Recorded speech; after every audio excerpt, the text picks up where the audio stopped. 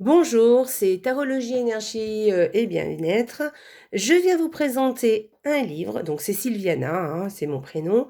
Je viens vous présenter donc un livre aujourd'hui qui s'appelle Thé et tisane de guérison. Voilà. Donc, c'est un très joli livre, hein, au niveau de l'illustration. Déjà, il est très frais, plein de couleurs, il est très sympa. Et ce sont des recettes simples pour soigner et entretenir notre santé. Il est aux éditions Améthyste. Ensuite, il est au tarif de 12 euros. Voilà. Et je vais vous lire le dos de la couverture, le petit texte qui est écrit pour que vous en sachiez un petit peu plus. Donc, thé et tisane de guérison.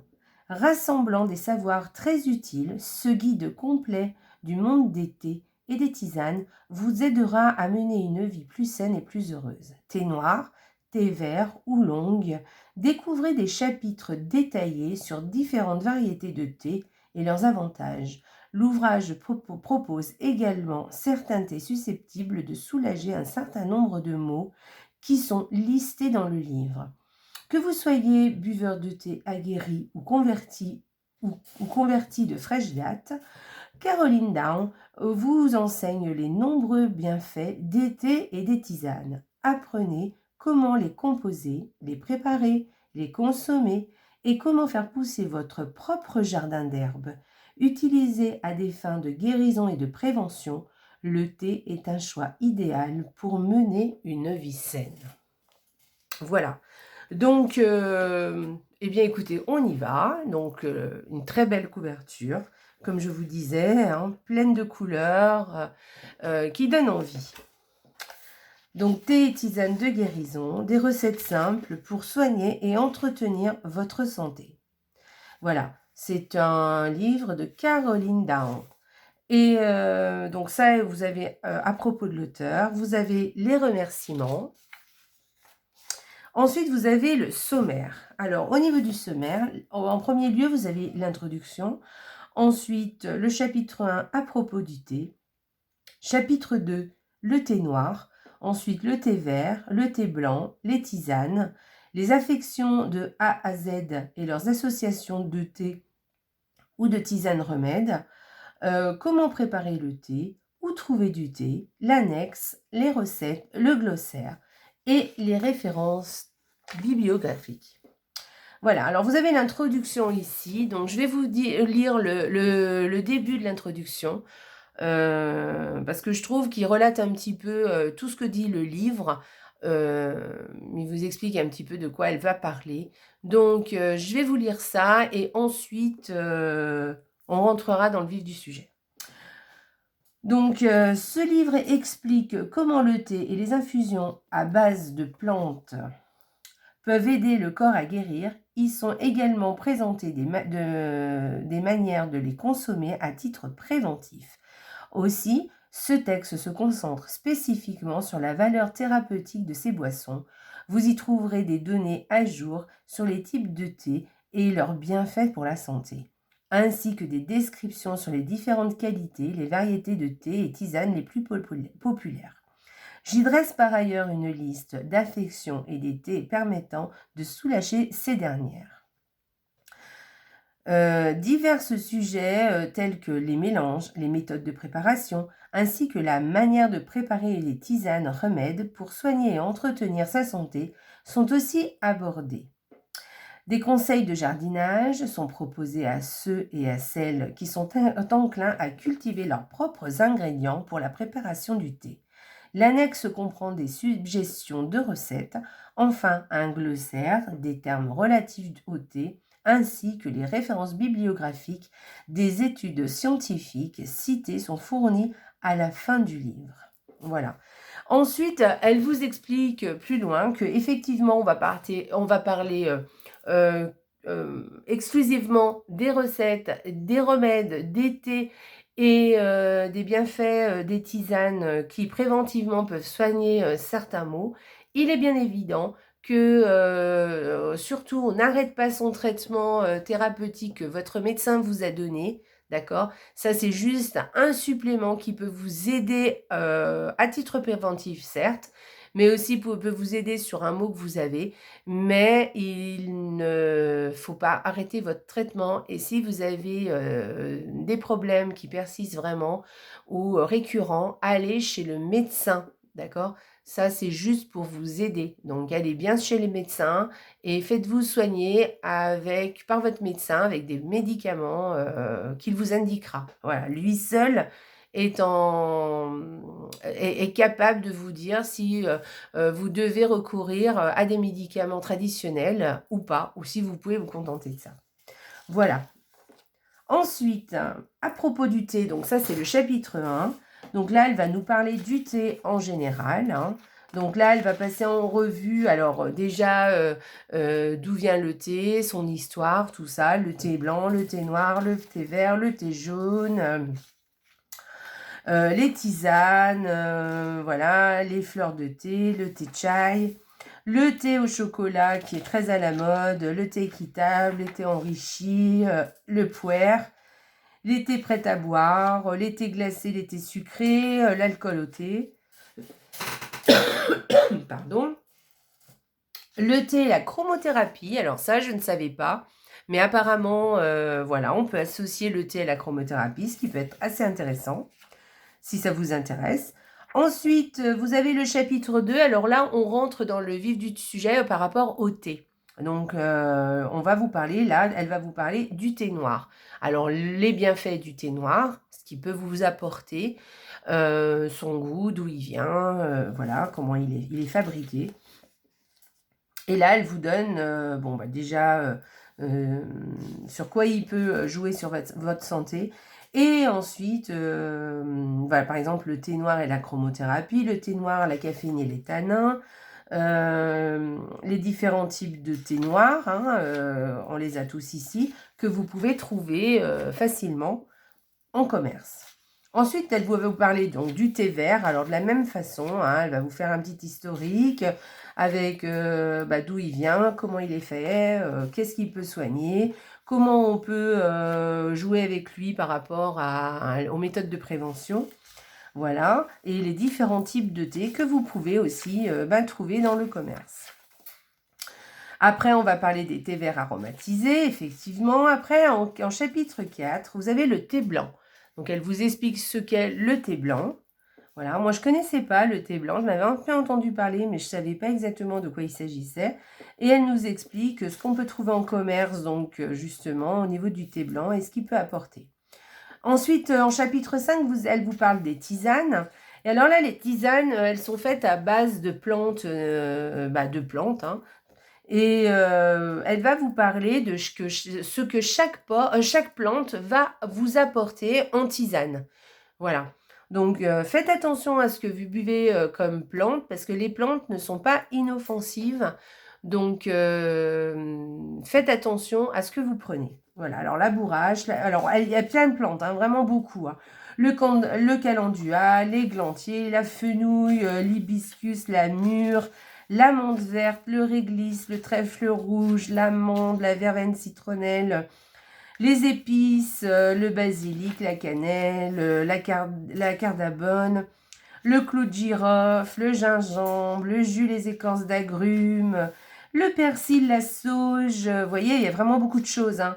Le thym, la vanille, le honeybush, que je ne connais pas, le rooibos, le honeybush, c'est-à-dire la boisson à miel, le ginkgo biloba, la chicorée, le maté, le pissenlit, l'achillée millefeuille, l'alchémille, l'angélique, l'anis, la belote, l'angélique de Chine, la camomille, la bergamote, le chardon béni, la carville, la catère, la cerise, la citronnelle, le damiana, le fraise, le chinacée, la fraise. Alors, je ne savais pas, hein, vous voyez, comme quoi c'est quelque chose qu'on connaît bien. Pourtant, hein, les fraisiers, eh bien, on peut se servir des feuilles de fraisier pour faire une tisane, hein. Voilà. Et vous avez la framboise aussi, hein, voilà, le genévrier, le géranium, le ginseng, le goémon, la griffe du chat, la grande année, le houblon, la guimauve, la lavande, le jasmin, le lin, la vêche, luzerne, la mélisse, le millepertuis, la menthe poivrée, la myrtille, la noix de muscade, l'ortie, la paille d'avoine, l'oseille crépue, la passiflore, le poivre mexicain, le romarin, la soutelère, le sureau, le thé du New Jersey, le tilleul, la valériane, la varech, la verveine, la violette. Voilà. Et écoutez, pour vous donner un petit peu la façon dont elle présente ses plantes, je vais vous en lire une plante que l'on connaît bien, quelque chose d'assez commun, donc le romarin. Et puis, vous allez vous rendre compte de ce qu'elle dit, par exemple, sur une plante qu'elle a citée. Alors, l'herbe couronne, alors nom commun du romarin, l'herbe couronne, l'herbe au troubadour, encensier, arbre de Marie, rose des mers et rose des marins. Le nom de cette plante vivace, tendre et arbustive de la famille de la menthe signifie rosée de la mer, ce qui signifie que la plante fleurit dans un sol pauvre, sec et calcaire près de la mer. Cette plante, qui a un goût croquant et piquant dans le thé, prévient ou diminue les spasmes musculaires, les crampes, les convulsions ou la tension nerveuse. Et ses propriétés astringentes resserrent et lient les tissus mous pour contrôler les sécrétions internes et externes telles que la diarrhée et les saignements. Il active la sudation pour faire baisser la fièvre, réduit l'inflammation ou élimine les toxines. Cette plante augmente la circulation du corps et élimine les obstructions qui réduisent les réserves d'énergie du corps, telles que la digestion lente. Il est considéré comme un agent réparateur contre le rhume, la fièvre et l'asthme. Le romarin soulage les flatulences et aide également à soulager les coliques et au nettoyage des intestins et des reins. L'infusion médicinale peut être prise pour soulager les douleurs musculaires, en particulier celles résultantes d'une sciatique. Voyez-vous ? Essayez d'en boire pour soigner un mal de tête ou recharger votre énergie. Comme le romarin est un nutriment riche en calcium, facilement assimilable, la tisane est un bon moyen d'obtenir une bonne dose quotidienne de ce minéral sans avoir à avaler une pilule de la taille d'un ballon de football. Voilà, donc c'est assez intéressant, hein, vous voyez, le romarin, tout ce qu'il peut faire. Pourtant, c'est une plante qu'on connaît bien, et pourtant, on ne sait pas qu'elle a toutes ses facultés. En tout cas, moi, je ne le savais pas. Donc, les plantes à éviter, alors c'est très important, hein. Vous devez éviter, il y a certains végétaux qui sont absolument à éviter, qui sont dangereux pour la santé. Donc, elle les cite. Et surtout, si vous ne savez pas ce que vous prenez, demandez conseil à quelqu'un, un herboriste ou un pharmacien, qui vous dira exactement si la plante, vous pouvez la boire ou pas. Ou la manger d'ailleurs aussi. Et parce que les plantes peuvent être nocives, hein, on ne le dira jamais assez. Nocives ou toxiques, hein, même, hein, parfois même mortelles, hein, donc faites attention à ce que vous avalez. Après, elle vous parle des plantes nocives pendant la grossesse, voyez-vous, parce que pendant la grossesse, c'est pareil, hein, il y a certaines plantes qu'il ne faut pas avaler, donc là, elle vous les cite. Et donc, à vous de voir, de faire attention, hein, faites attention à votre santé, hein.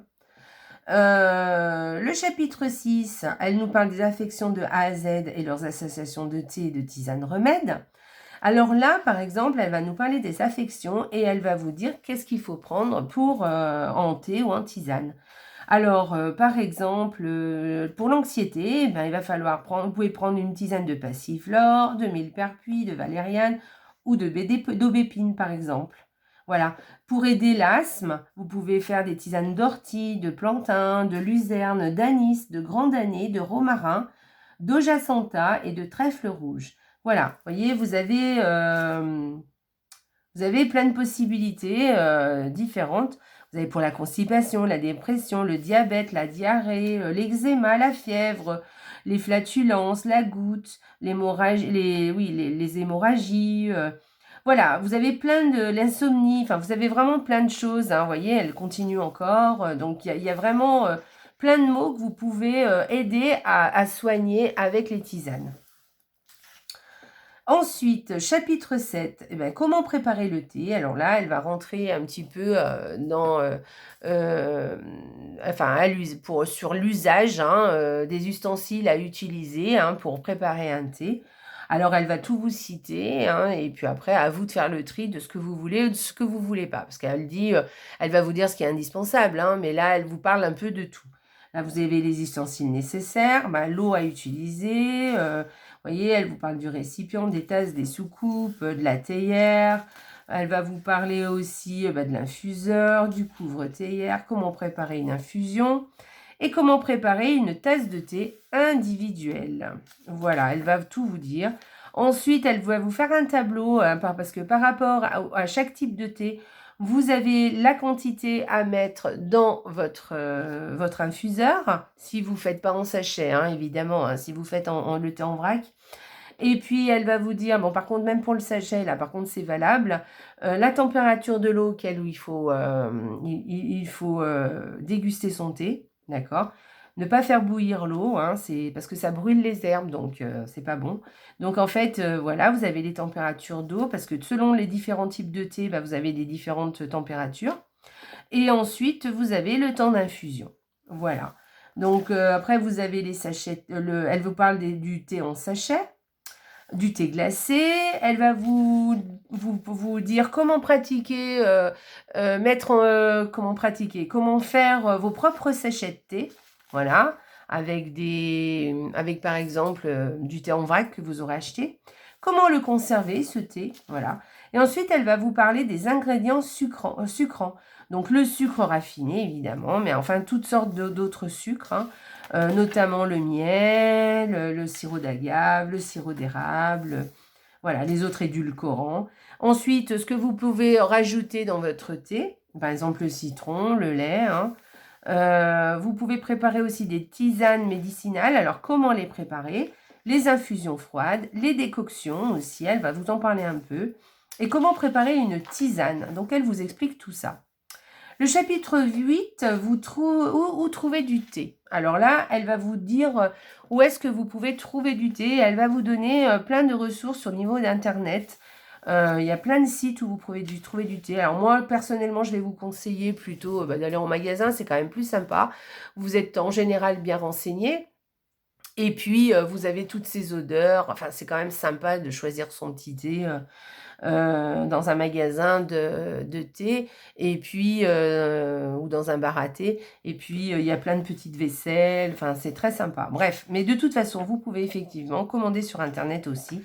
Voilà, comme elle vous donne tous les thés que vous pouvez commander, donc vous pouvez très bien le faire sur Internet puisque vous avez toutes les informations nécessaires. Ensuite, où se procurer les plantes? Voilà, si vous les cueillez, par exemple.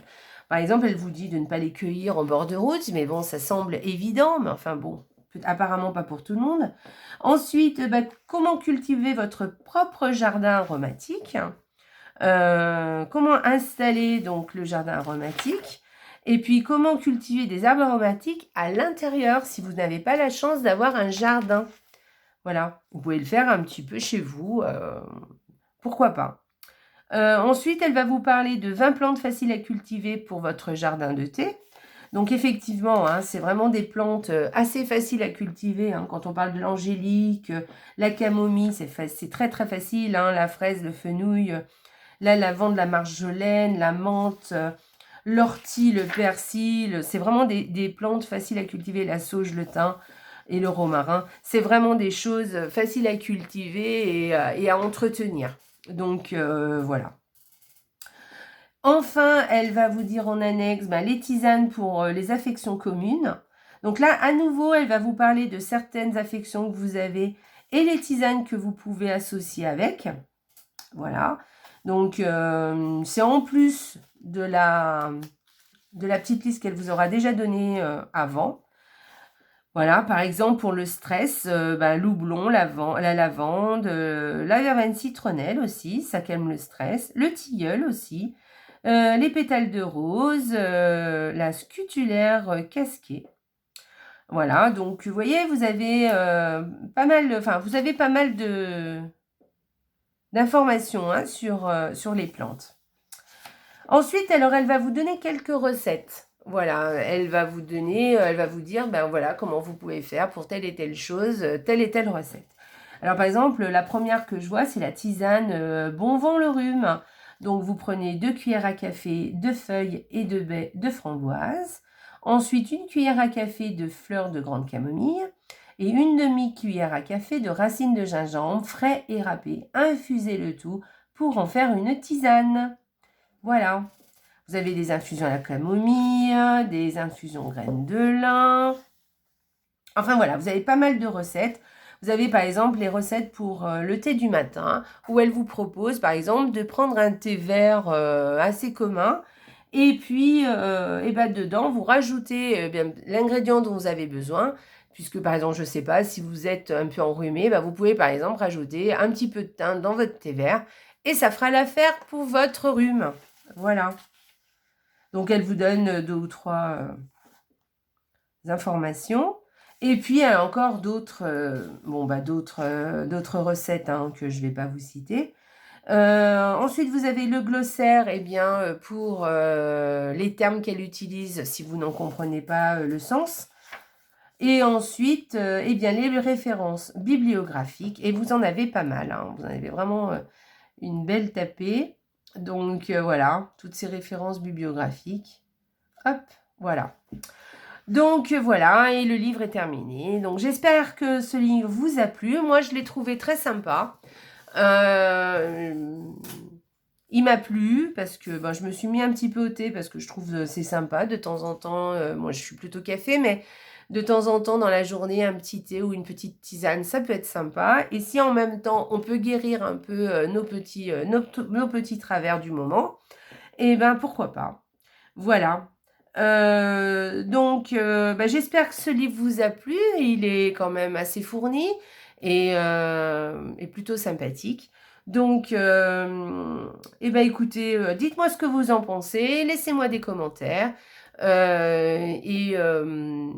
que vous avez d'autres livres, vous, à propos du thé, pourquoi pas. Si vous avez des références à me donner, moi je suis preneuse.